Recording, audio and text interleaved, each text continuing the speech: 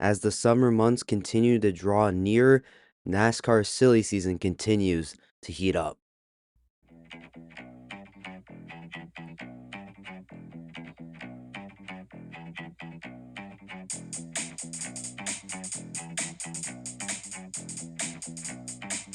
How's it going, everyone? Welcome back to another episode of Talkin NASCAR. I am your host, Andrew. Hope you've all had a great week. Hope you've had a good start to your weekend. Beautiful weather up here in Wisconsin. We actually had our first 80s weather day, so that was really nice. Got to go out on the lake and hang out with some of my buddies earlier today. So it was a lot of fun. Really good weather up here. Should continue, hopefully, as we get closer to June and the rest of summer, the beginning of summer. I am super excited to be getting that underway, and so I don't have to continue going to school anymore, which will be extremely fun for most of you probably out there to get a little bit of maybe a bit of a break from work, depending on where you are in life. So, anyways, coming to this show, we have a lot of news to cover from this past week. Dover, the All-Star race weekend for the Cup Series, is coming up later tomorrow. We have the NASCAR Craftsman Truck Series and O'Reilly Auto Parts Series races to recap here in just a little while. But let's go ahead and start out with some news from this past week.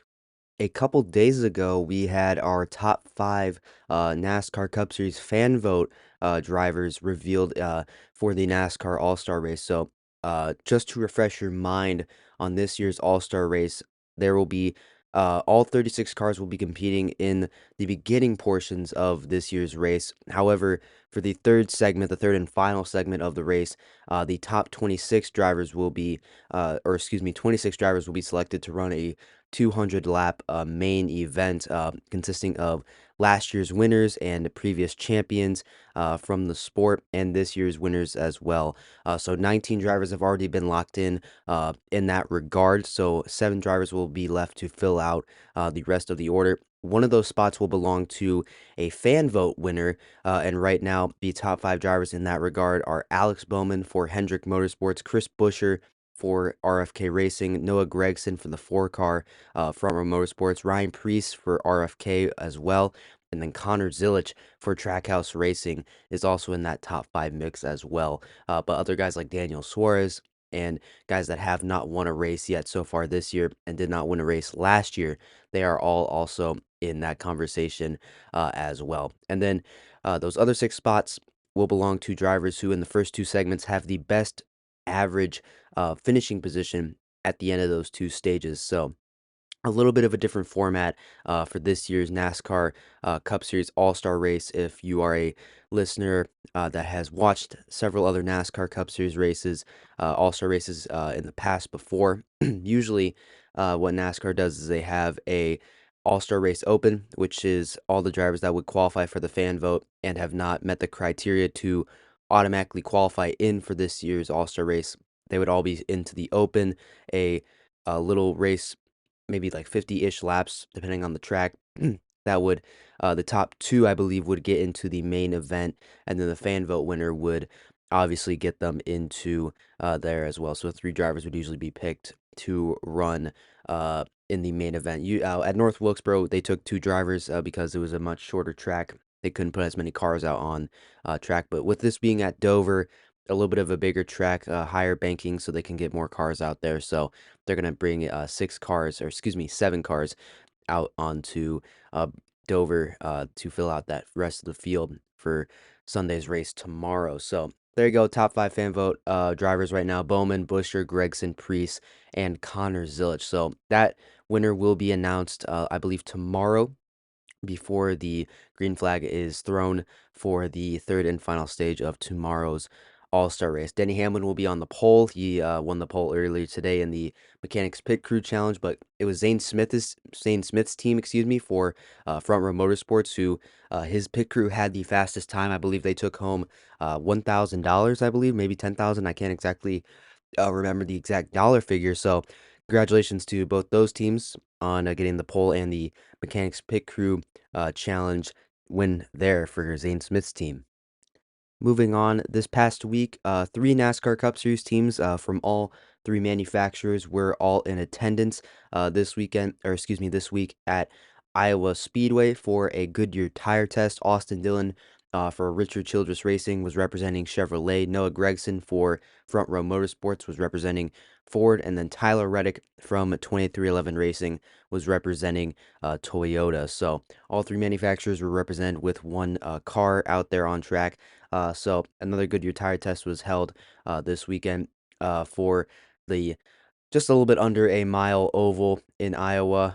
NASCAR will be visiting Iowa in August 7th through 9th. It will be a a three series weekend with ARCA, the O'Reilly Series, and the Cup Series as well. So a lot of action set to be happening later this season at Iowa. And Iowa's been definitely a tough track for, especially the Cup Series. I remember last year it was very hard to pass there at Iowa, in really big part due to uh, the extra repave strip on the bottom lane at Iowa, which would added so much grip to that surface and made it the dominant line, which made it really hard to pass since it was just a one groove track, excuse me.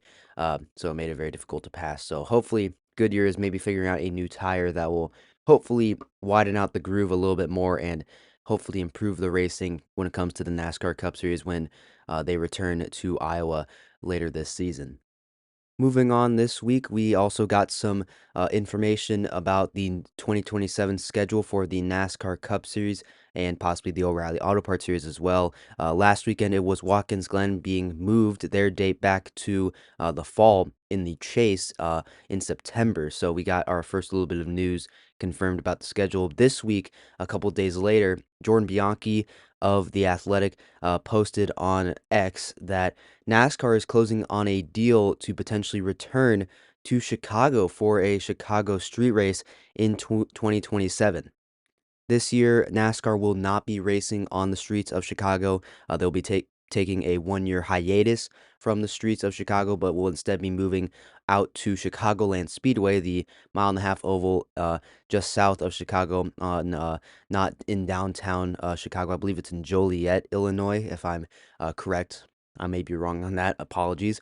But NASCAR will be returning to that venue instead. So, but this is very interesting news. I thought this honestly was maybe going to be a project we see return maybe in a couple years, not just after 1 year. I thought the NASCAR would really be looking to focus solely on Chicagoland Speedway, being that it's a mile and a half, with the Cup Series being the premier series of NASCAR and its just ability to race really, really well on mile and a halves. I thought that would be what NASCAR is truly prioritizing in the sport now. But still, it looks like they're trying to pursue another street race. We saw this year with the Truck Series in St. Petersburg, their street race. It looked pretty solid out there. They got pretty good ratings. It was a good finish, good race at the end there. So NASCAR may be looking to possibly maybe re get some more magic of that, I guess. I'm trying to find the word and I couldn't quite there. So, anyways, NASCAR maybe probably trying to find some more revenue possibly with this move of going back into Chicago. Maybe NASCAR will maybe double up on Chicago races in the area next season with Chicagoland, the mile and a half, and then the Chicago Street Race in downtown Chicago near Grant Park. So that just kind of popped in my head as I was recording here. So it might not be a bad idea if NASCAR is truly trying to get as much out of the Chicago market as they can. So, anyways, let me know down in the comments what you think about this report, whether you like this decision to return to the Chicago street race, or if you think NASCAR maybe should, continue prioritizing Chicagoland for the future. So, let me know down in the comments what you think. Moving on, we have to circle back actually to the Watkins Glen Cup Series race for something that has been kind of been talked about a lot this week. So, in the closing laps of last week's race at Watkins Glen for the Cup Series, you may remember that there was a pretty big crash coming towards, I believe, 8 laps to go in the race. You could see that Cody Ware heading into the final turn at the Glen. Cody Ware was sitting idle on track after apparently suffering a pretty big crash into the outside wall.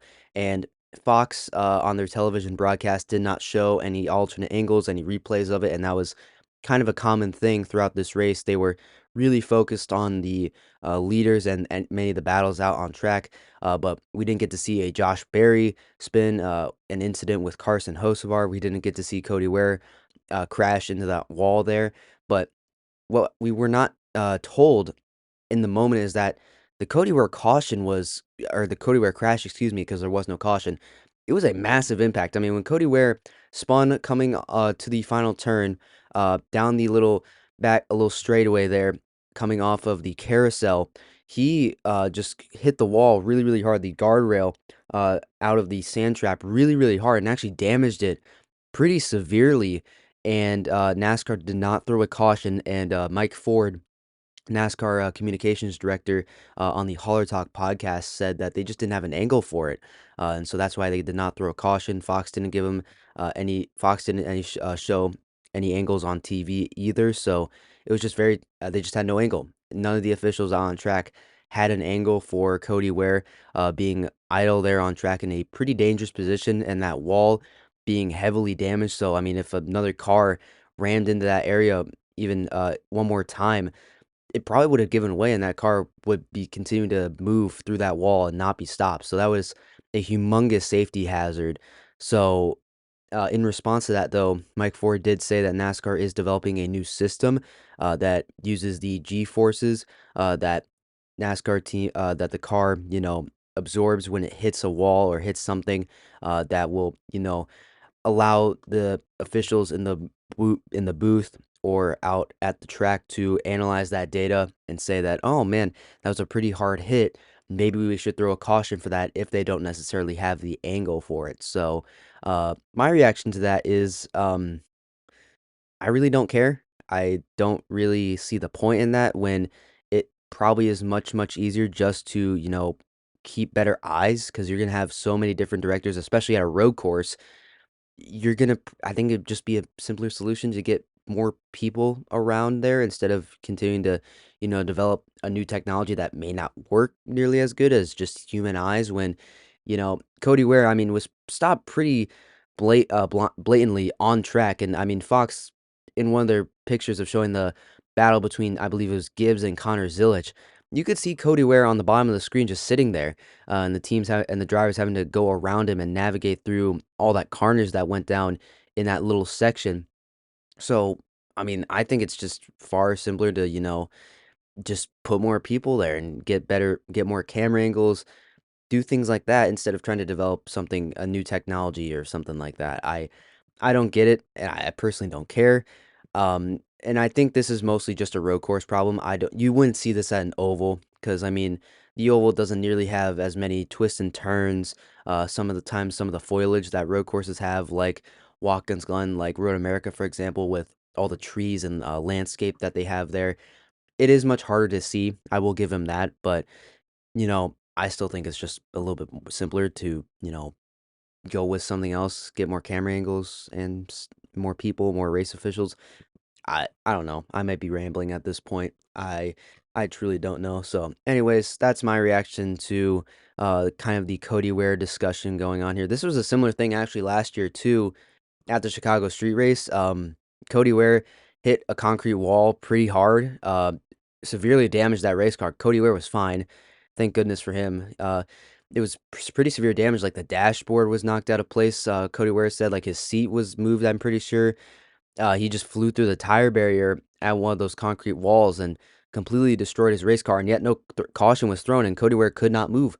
Like the car was pretty badly disabled. He could not, move at all, and he was just sitting there, and it took him a long time for them to throw a caution, and they waited several corners until like the leaders finally turned onto that straightaway, and NASCAR finally pressed the caution button to get Cody Ware out of there. So this has happened to Cody Ware before, and I feel like that's kind of messed up. I don't think it's intentional, but you know, probably can't feel good in Cody Ware's mind. So yeah, this is definitely something we've seen before. But we should expect a little bit better, you would think.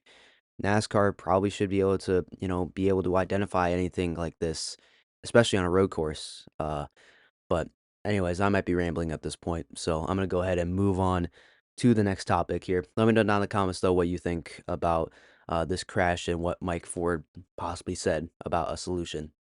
Moving on, we had some pretty big news this week that Catherine Legg will be attempting the double in a couple weeks. She'll be attempting to race both in the Indy 500 and the Coca-Cola 600 on Memorial Sunday next weekend.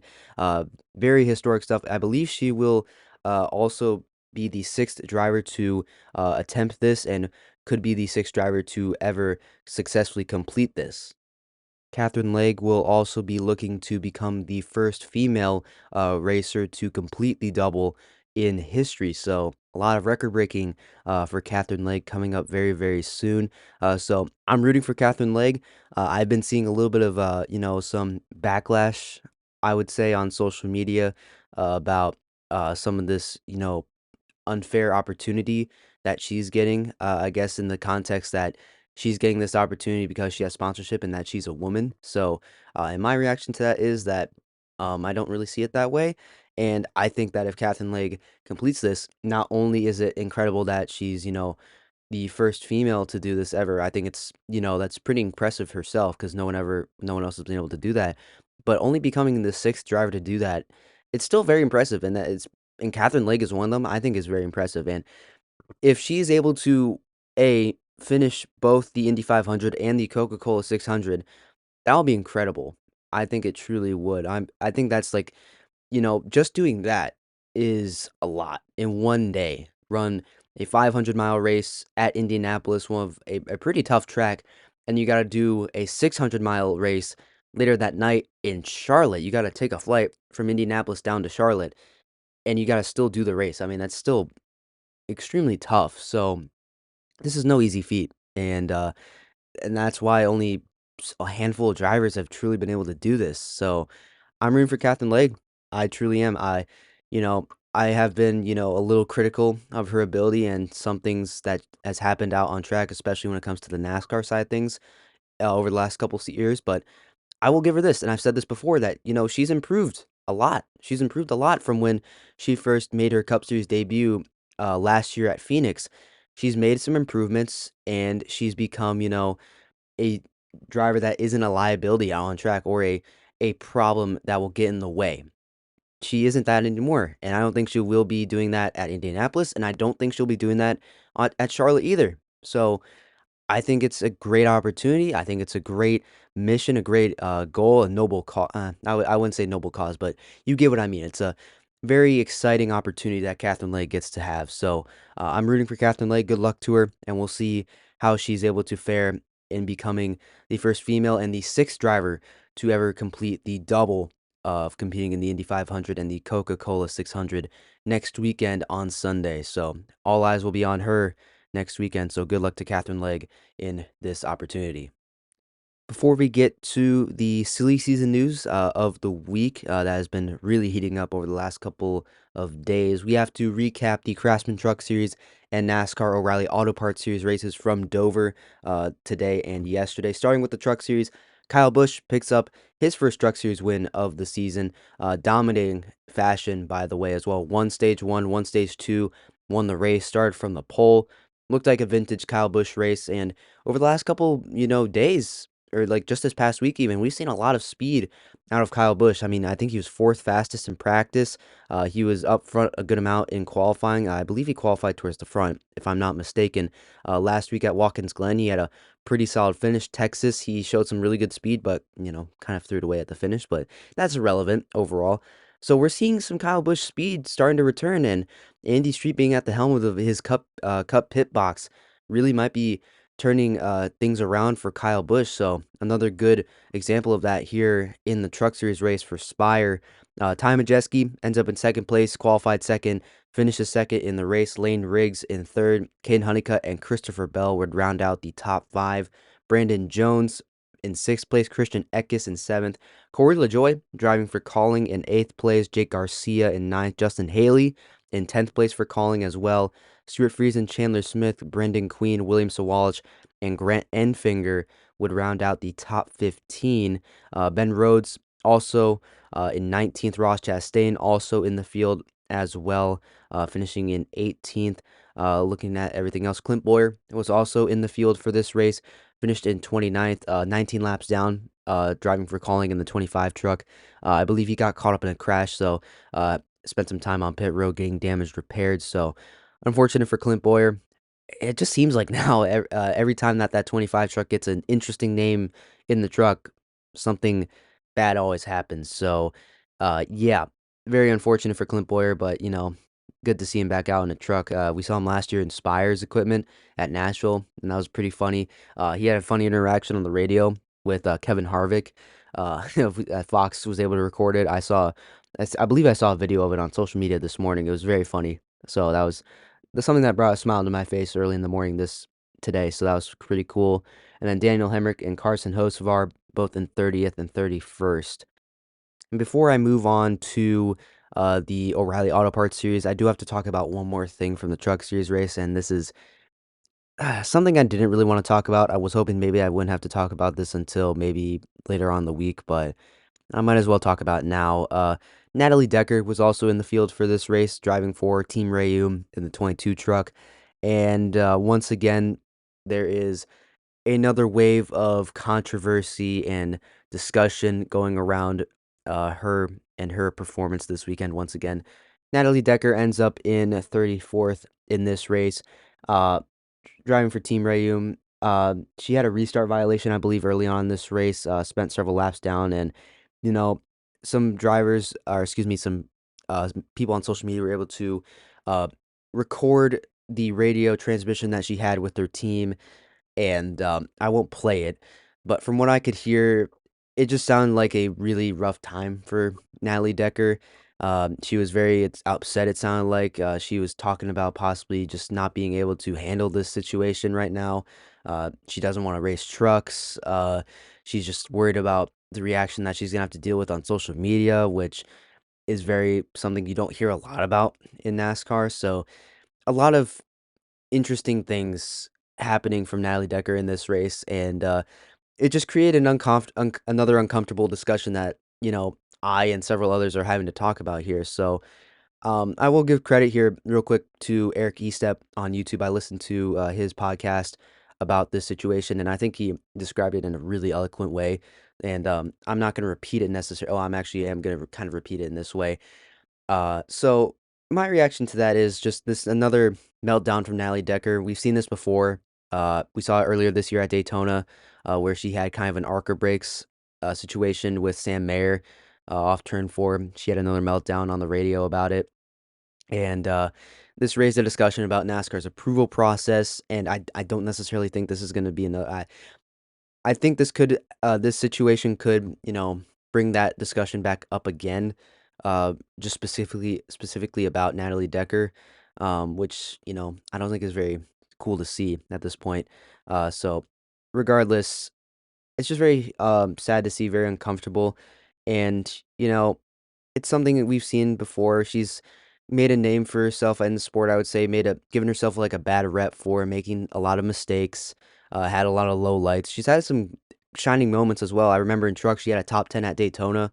Very impressive. It was a couple of years ago. It wasn't very recent. It was before I began watching NASCAR and the truck series even. So, you know, that's how long ago it was, for me at least. So to get to the point here, Natalie Decker just doesn't sound like is truly in the right headspace at all to be continuing driving in NASCAR.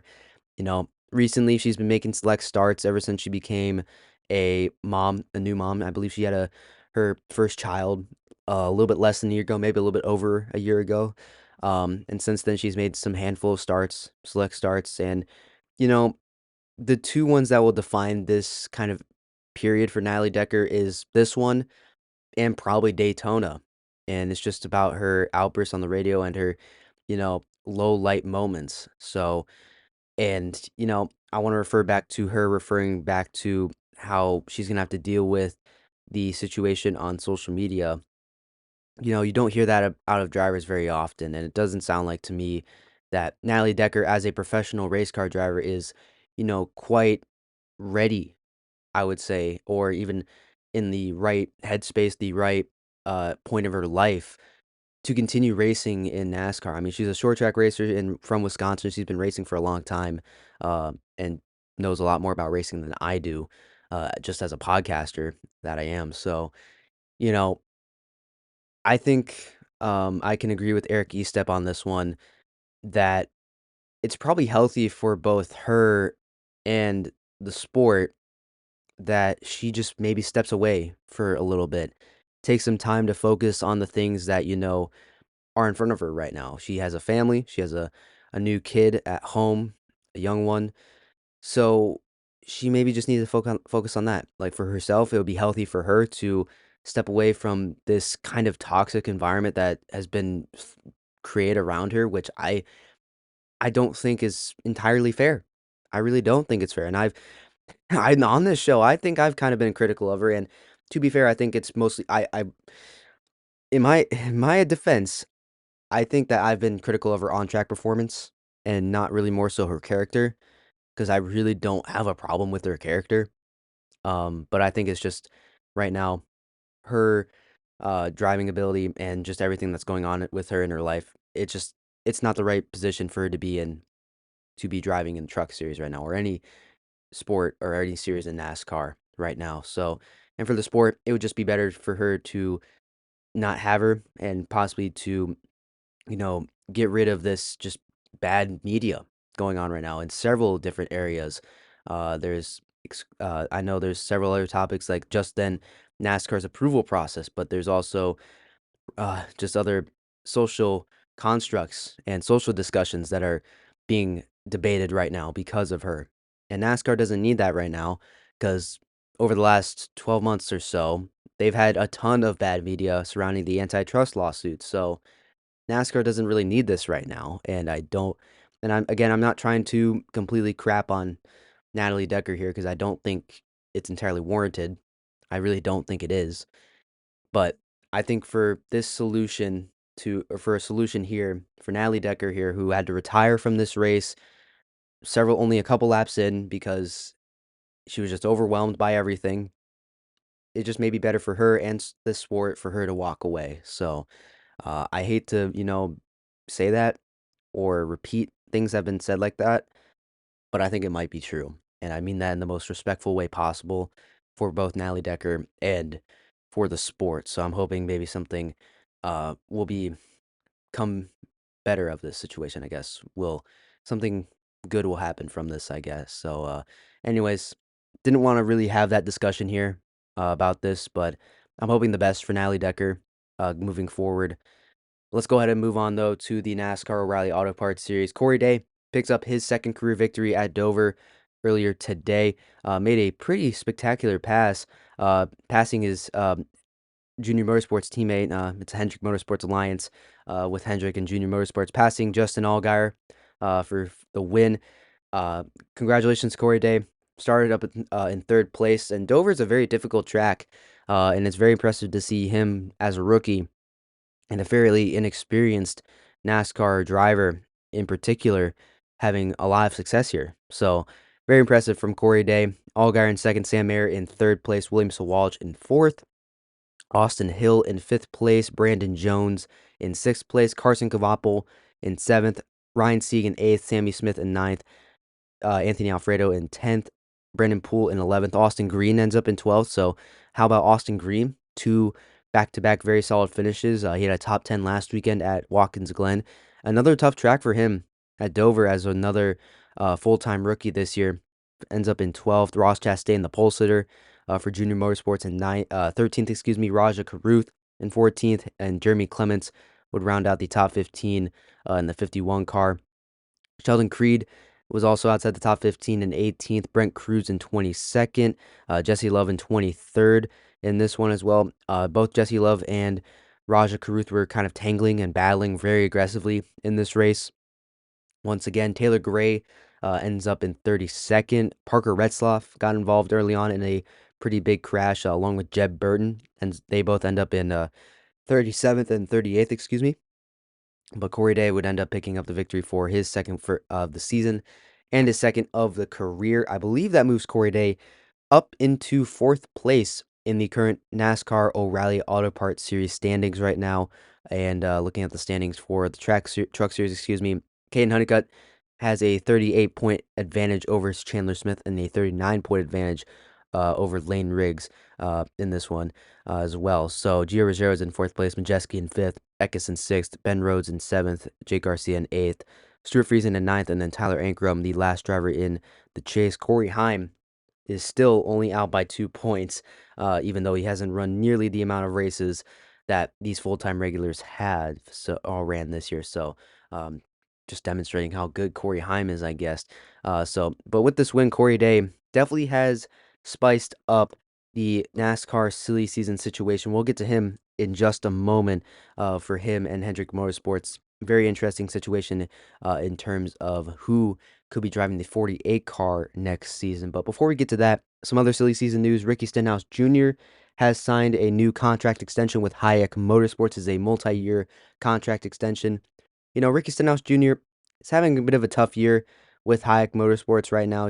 He's right now in 27th place in the standings right now, well out of a chase position, but it's kind of what we've come to expect now with Ricky and Hayek Motorsports. They are the team that kind of emerged from the remnants of JTG Doherty Racing after the family, I believe the family and Kroger left the team. Some of the owners left the team, so they've been kind of struggling to get by. I would say, I would say that's a lie. I would say this team has kind of fallen off since the owners and Kroger left as their primary sponsor. They've been searching for sponsors, trying to get sponsors on for every race. So it's been definitely a bit of more of a tougher situation for Ricky Stenhouse Jr. and that entire team. I don't believe Brad Doherty, I don't think he's involved with this team anymore. So it's kind of the team's going through a transition period, I would say, is the best way to say it. So things have been tough, but Ricky Stenhouse Jr., very reliable driver. He's a former Daytona 500 winner, very good super speedway racer. And I think what you're getting from Ricky Stenhouse Jr. every single week is just consistency. You're getting that from him. He'll bring the car home in one piece. Maybe he'll squeeze out a top 15 run here and there, a top 20 run. But you can't expect a lot from Ricky Stenhouse Jr. when the car that he's driving isn't entirely the best. It's a 25th to 30th place car on most weeks. But anyways, Stenhouse Jr. remaining with the team.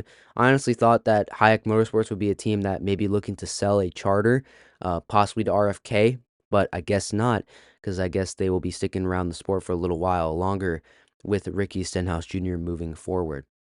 Some other silly season news. Jesse Love is getting a lot of interest from NASCAR Cup Series teams. Legacy Motor Club has been a team that has been linked to him in the past. They are still giving him some looks as well. Richard Childress Racing may be looking to promote Jesse Love as well. So a lot of things swirling around Jesse Love right now. NASCAR O'Reilly Auto Parts Series regular has been very solid this year so far. He's been very good on super speedway, showing a lot of speed on most tracks. Still searching for his first intermediate victory, but I imagine that's coming very, very soon for Jesse Love. He's a very solid driver, very good in ARCA a couple years ago. He's been solid in his O'Reilly Auto Parts Series seasons up to this point, and I think rightly deserved. He should be getting a lot of looks from NASCAR Cup Series teams. I'll be interested to see where he does go.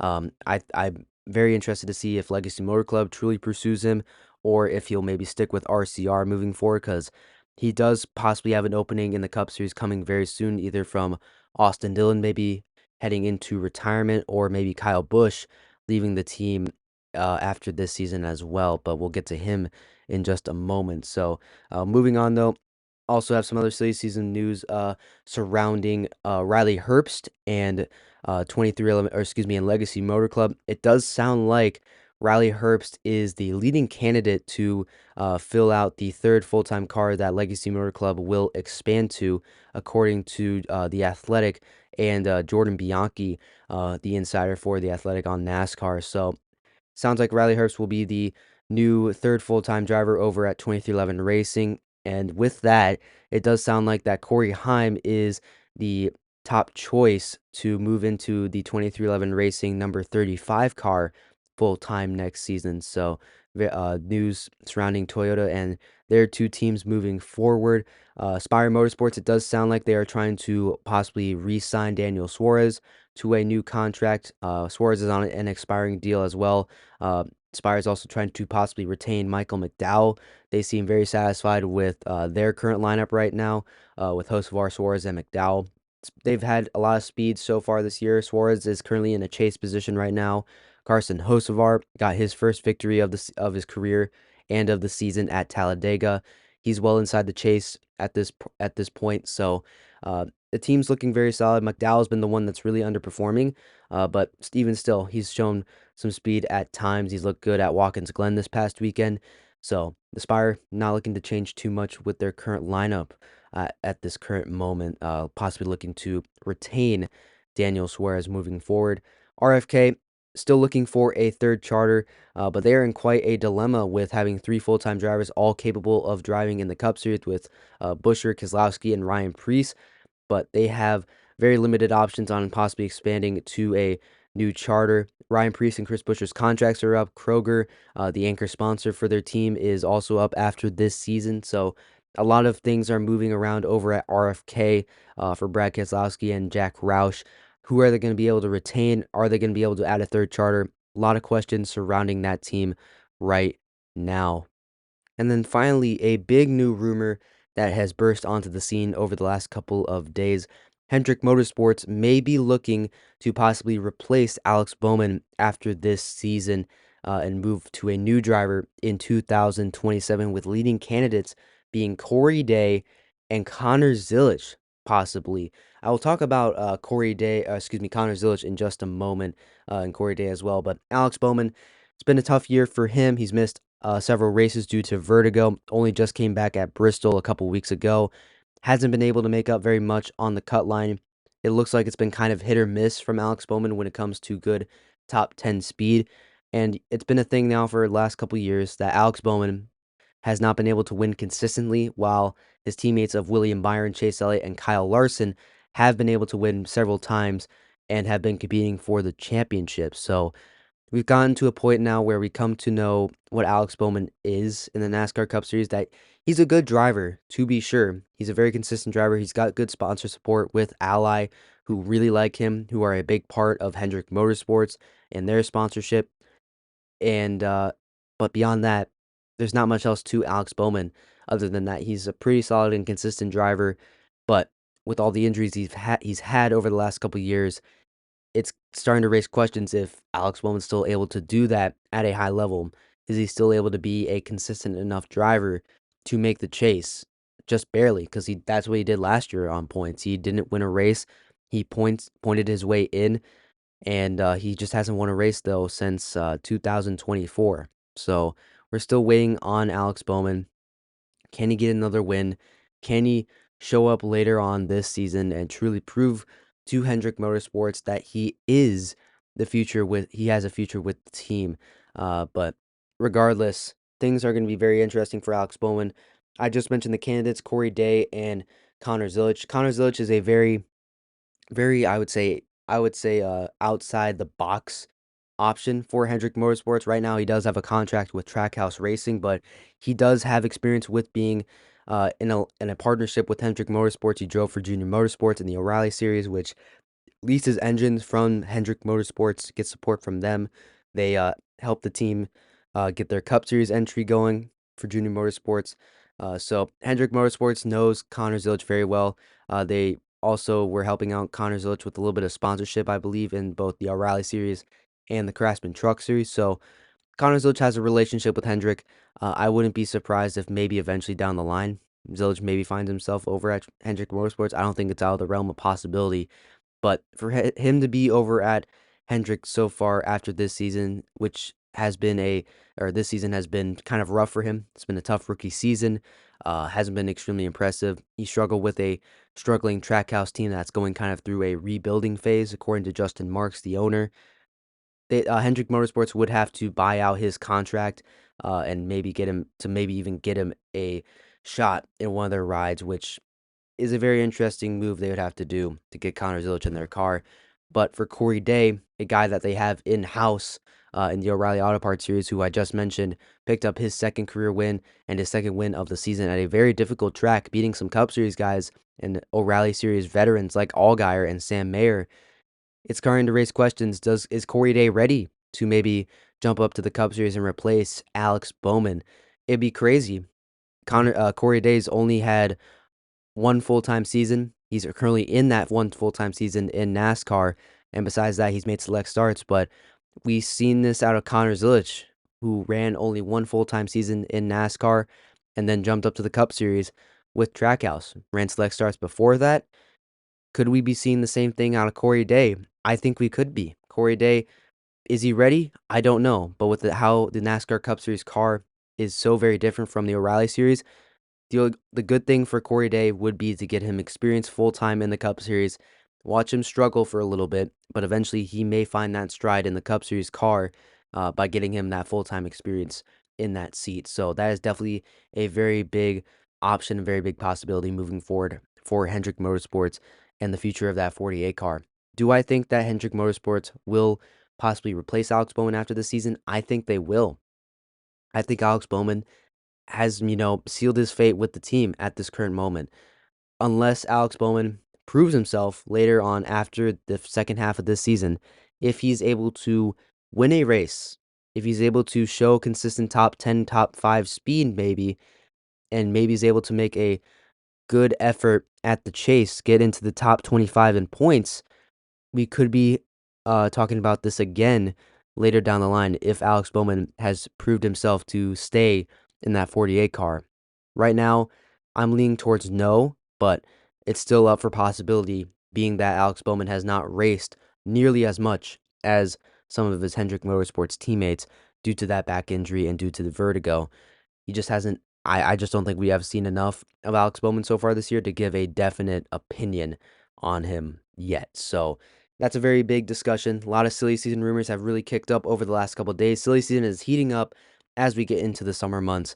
So stay tuned for more on silly season. A lot of good stuff coming your way very, very soon in the sport of NASCAR as we get into the summer months. But with that all being said now, that wraps it up for all the news of this episode.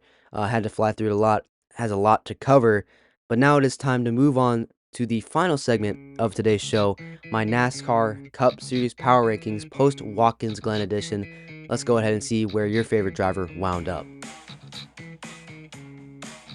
Starting off here at number 10, I got Shane Van Gisbergen.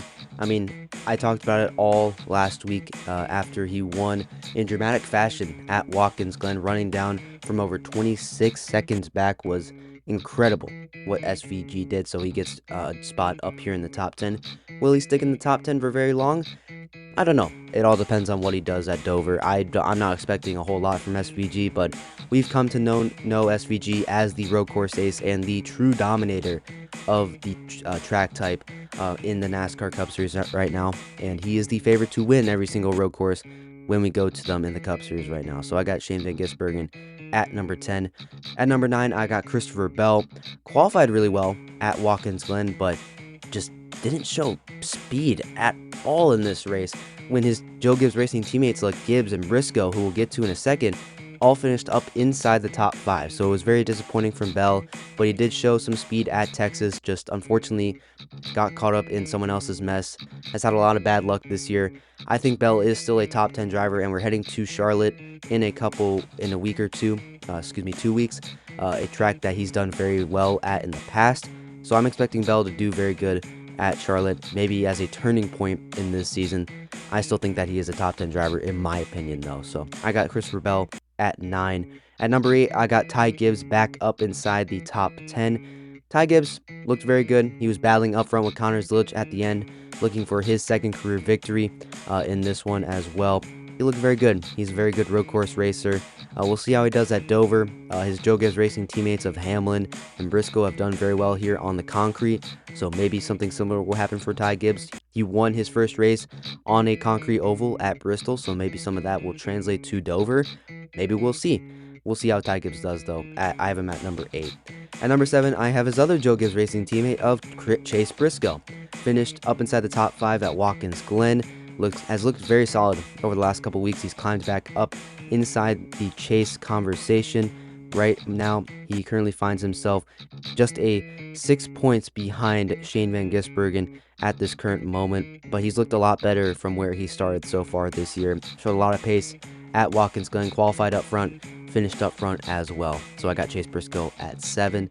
At number 6, I got Kyle Larson. I do have him moving up one spot though, just from last week, and that's because I think Kyle Larson is going to be a favorite at Dover this coming weekend. He's been very good there. He's been battling with Denny Hamlin. He's been very solid over the last couple years when it comes to Dover. Didn't have very much speed at Watkins Glen. It was a very weird week for my top 10 overall. Not a lot of my top 10 guys finished up actually in the top 15 even. So Kyle Larson was one of them, but I have faith that Kyle Larson will figure it out. I do have him moving up one spot, but we'll see how he does after Dover. And we got Charlotte coming up after that. He's done very well at Charlotte in the Coca-Cola 600.